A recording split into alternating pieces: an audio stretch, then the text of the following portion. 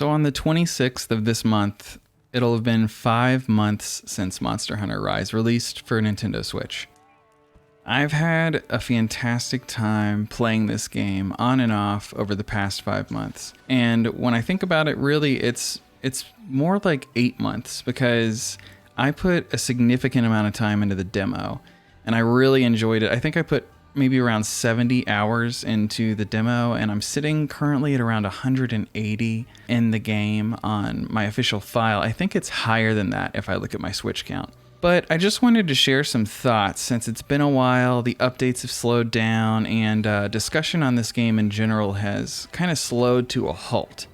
Most Monster Hunter stuff you'll find online today, it's mostly about Stories 2, which I haven't played yet, and, maybe a little speculation here and there about what might be coming in the future for Rise. But Monster Hunter Rise is an interesting game for me because I didn't play World. I started my Monster Hunter journey on the 3DS, and so I never experienced that open world style of gameplay that is present in Monster Hunter Rise as well. I know that it's on a smaller scale, but Monster Hunter Rise does some other interesting things with verticality that I really appreciate. But the demo came out on January 7th. I remember at the time there was a glitch with friends where if your friends list on Switch was too big, which mine had a ton of people on from Mario Kart, your game would lag every few seconds or so, and it would even affect it to where if you were sliding down a hill or something like that, you would jump up in the air as if you had done an input, which is ridiculous. But, there was a second demo on March 11th, and some of my fondest memories with this game so far actually took place in that demo. This was a game that got a group of my friends together that hadn't played games together since maybe 2015 to all get the demo, all try it, and then eventually all buy it. And part of what convinced everyone, I think, was that Magnamalo fight. We probably fought that thing 100 times. You had 15 minutes, and it was just exhilarating. Sometimes things would go really well. Sometimes you'd think you'd just be about to get it, and you wouldn't. I had a great time with that. I did end up beating Magnamalo solo with the hunting horn, and I also beat him in a group of 3 and a group of 2, but we never did manage to do it with a group of 4. And speaking of hunting horn has always been my main weapon of choice in Monster Hunter games. The first time I ever tried a Monster Hunter game was Monster Hunter 3 for the 3DS, and I think I picked the Switch Axe first, and if you've never played a Monster Hunter game, it's kind of a read the manual style game where you can kind of just like dick around, but you're not really going to understand how to use a weapon without either thoroughly reading the hunter's notes or watching some sort of tutorial online. But when I was just testing out the initial feel of the different weapons, I found that I gravitated towards the hunting horn because, like the hammer, it felt like it had some big hits, and then it had a little bit more range, so I didn't have to get quite as close. And at the time, I wasn't aware that it had such a low damage output compared to the other weapons, but just the flow of that weapon worked well with me to where I was able to beat the Great Macau easiest with the hunting horn as opposed to any of the other weapons. So when Monster Hunter Rise came out, there's a little bit of controversy because at first it seemed like the hunting horn was incredibly overpowered, and it was also just reworked significantly. And there were a lot of people who didn't like that, and some people who were hopping on board the hunting horn train that thought that it was just going to be this god-tier weapon. It's really good still, but every weapon in this game is really good.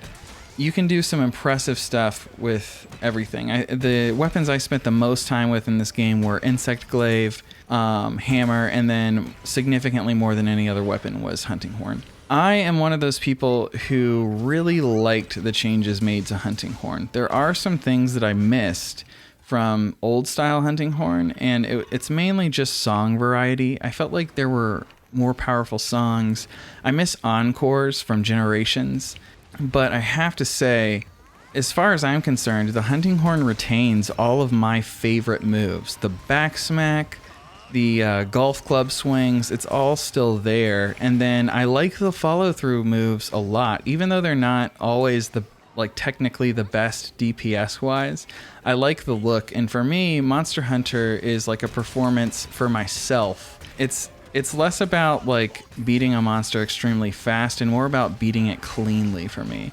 Unless I'm just playing mindlessly. But there's a lot of things that I ended up really liking about this game. I loved the verticality. I wasn't opposed to the old style of Monster Hunter, and I really quite enjoyed it with the different sections. I liked being able to go to a different area when I was in trouble and then hop back when I was wanting to push. But I really appreciated the verticality, and it was a lot of fun using the wire bug to navigate. And once you got the hang of it, it just kind of became this extension of yourself. And you just, I don't know, it reminds me of when I played Spider-Man 2 on the GameCube, just like how much freedom I had with my own movements. I loved the look of this game as well. I never played World, but from a distance, I just never really resonated with the graphical, artistic style of that game. Monster Hunter Rise is something that seems like the best of both worlds when it comes to the look of the game. It's got that old Monster Hunter goofiness and charm, and it seems less like something running on Unreal Engine. The game also feels really clean. I know that Monster Hunter the older games seem like they're harder to get into at first because the controls will feel foreign when you first play the game. A lot of games you just pick up and they control just like other games do, but these games where you have to sit down and learn how they control tend to be more satisfying to play once you learn how to ride that bike. This game feels more accessible, and it doesn't come at the expense of satisfying gameplay either. It seems like this would be a really good option for someone getting into Monster Hunter for the first time. I also loved the style of all the new monsters in this game, and I do wish there were more monsters, but I mean, who's not gonna wish for more monsters? The weapon variety is staggering. If you decide to play, more than one weapon, the amount of hours in this game, it's like they can increase by like 50% with every weapon you decide you want to master. The online also works really well when compared to some other Switch online experiences that I've had. It does slow down a little bit when you have 4 people and you're in certain areas of the flooded forest and the desert sandy plains area. But for the most part, it's perfectly fine. Another thing is they tend to have these sort of Central South American style like icons for the monsters. And in this game, they instead with sort of a feudal Japan watercolor aesthetic. And that just looks fantastic. Of those, I have to say my favorite icon was definitely Basarios. I just wish that they had retained Basarios' mossy look from some of the previous games. I like when there's moss growing on that rock. Camera is also a fantastic village hub. The village hub in Generations is kind of meh, and Monster Hunter 4 Ultimate, it changes up a lot. Monster Hunter 3 Ultimate, it's probably closer to Monster Hunter 3 Ultimate in terms of feel, but better, I think. My only real complaints with this game are lacks of specific monsters that are kind of teased. You don't have Ignactor, but you have the mini versions of him. You don't have Gravios, but you have Basarios. You don't have Zamtrios, but there are Zamites. And you don't have Tetsukabra, even though the Guildmaster Hojo is riding a tiny tadpole version, which is extremely cute. But other than that, it's kind of hard to come up with things that I don't like about this game. One thing, though, is I do miss playing with friends. As the updates have slowed, it's less and less frequent that everyone's going to get on. But that is mitigated a little bit. If you do feel like playing online, you can always hop in random quests and you don't even have to select which one. I had a lot of fun just selecting random low rank and hopping in. Another thing that's nice is you can go into a gathering quest and just continually fight the monsters that come in, and I had a lot of fun doing that. But overall, Monster Hunter Rise is a very strong entry, I'd say. I still have a lot of games to play in this franchise, but I wanted to talk about this one a little bit because I had such a good time with it, and as of right now, it's one of my favorite games that I've played this year. I like that you can play it with intent, or you can play it mindlessly. It kind of adapts to both. You don't have to play it extremely hardcore, you can play it casually. I feel like with all of the different weapons in this game, you could really go all in and spend 1,000+ hours on this if you really wanted to. But you could also go through the game one time with just one weapon and get, an equally satisfying experience. I think it's a beautiful game in both its style and its design.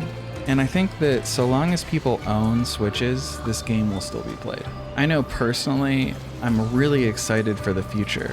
Whereas a G rank expansion or maybe some future DLC, I don't find it likely that they will do regular style updates for this game anymore. I think they have confirmed that they are done aside from event quests. But I really look forward to a G rank expansion of this, and it is one of those games that I really wouldn't hesitate to buy again.